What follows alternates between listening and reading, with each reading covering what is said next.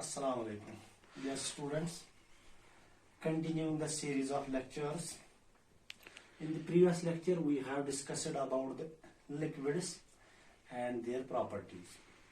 In the present lecture, we are going to discuss the gases and their properties. What are gases? It is another state of matter. ठीक, इसमें क्या होता है, जो हमारे particles होते हैं और we can say molecules, वो कंटिन्यूअस मोशन में होते हैं. दूसरी बात, जो उनकी इंटर स्पेसिंग होती है, इंटर मॉलिक्यूलर स्पेसिंग होती है, वो लार्ज होती है. ठीक. So the class of substances, class of materials in which constituent particles ठीक are continuous in motion. दूसरा, इंटरमॉलिक्यूलर डिस्टेंस जो होती है, स्पेसिंग जो होती है, मॉलिक्यूल और मॉलिक्यूल के दरमियान जो डिस्टेंस है वो ज्यादा है. और तीसरा, जो उनका इंटरमॉलिक्यूलर फोर्स होता है, यानी कि मॉलिक्यूल जो अट्रैक्शन है वो ऑलमोस्ट नेग्लिजिबल होती है या स्मॉल होती है, too small. Understand? So, gases are the states of matter, ठीक, in which intermolecular forces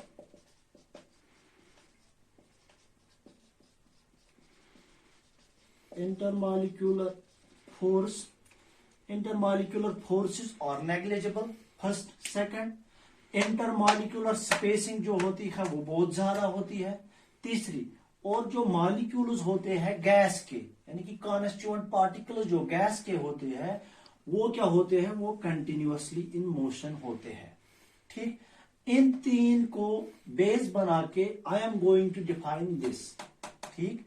यानी कि जो मेरा गैसियस स्टेट है, अगर आप किसी सब्जेक्ट को गैस कहोगे, किसी चीज को गैस कहोगे, it must satisfy these three properties. But continuously in motion.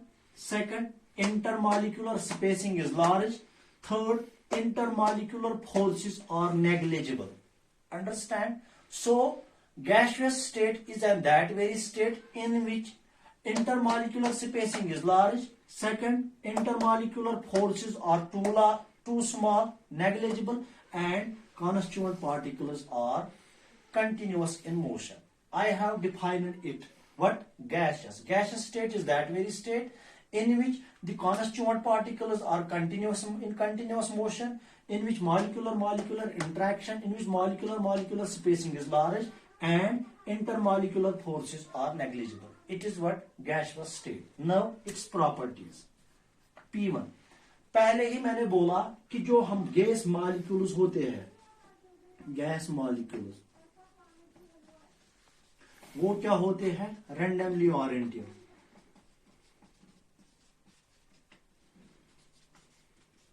ठीक. यानी कि जो गैस मॉलिक्यूल्स होते हैं वो कभी रेस्ट पे नहीं होते हैं. और दूसरी बात, उनकी जो मोशन है इसका कोई पैटर्न नहीं होता है.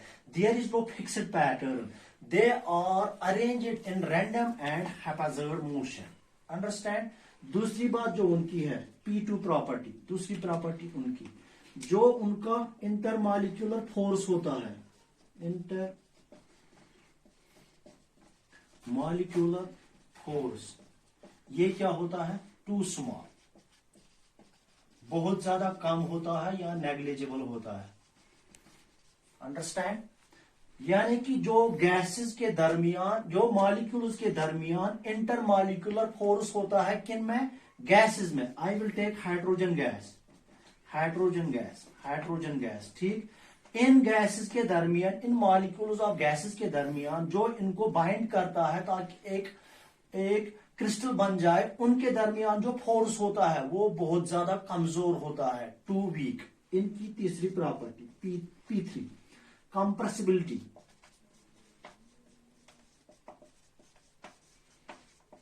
यानी कि गैसेस को क्या हम कंप्रेस कर सकते हैं. Yes, we can compress gases. क्यों? क्योंकि जो मॉलिक्यूल्स के दरमियान इंटरमॉलिक्यूलर स्पेसिंग है, ठीक, वो लार्ज है। इसका मतलब है इस तरह होगा मेरा हाइड्रोजन गैस, मेरा हाइड्रोजन गैस, मेरा हाइड्रोजन गैस, मेरा hydrogen gas. I am going to compress it. What will happen? My structure will be just like this, hydrogen hydrogen hydrogen. Understand? चौथी प्रॉपर्टी इनकी, P4 चौथी प्रॉपर्टी है, जो gases है वो कंटिन्यूअस इन मोशन होते हैं, ठीक, they are in continuous motion, continuous motion, ठीक। इनकी पांचवी property, they don't have fixed shape, no fixed shape and size. इसका क्या मतलब है? I mean value. इसका मतलब है कि जो मेरे गैसेस है उनकी जो शेप होती है वो फिक्स्ड नहीं होती है। दूसरी बात, इसका क्या मतलब है? इसका मतलब है मेरे पास हाइड्रोजन गैस है, ठीक, हाइड्रोजन गैस से क्या होगा, जो मेरे इंटर मॉलिक्यूलर होते हैं वो बहुत दूर हो जाते हैं एक दूसरे से, तो as a result I don't have the fixed shape, ठीक। अब फिक्स्ड वैल्यूम का क्या मतलब है? फिक्स्ड वैल्यूम का दे डोंट हैव फिक्स्ड वैल्यूम, इसका मतलब है जब भी मैं गैस को किसी भी कंटेनर में डालूं, ठीक, I am putting it in the form of a cylinder like this, what will happen? If I will insert gas here, it will take the shape of a cylindrical form. If I will put it in cuboidal form, it will take the shape of cuboid. If I will take it in the form of a rectangle, it will take the shape of a rectangle. Basically जो arrangement होता है गैसवस particles में वो बहुत दूर होता है एक दूसरे से।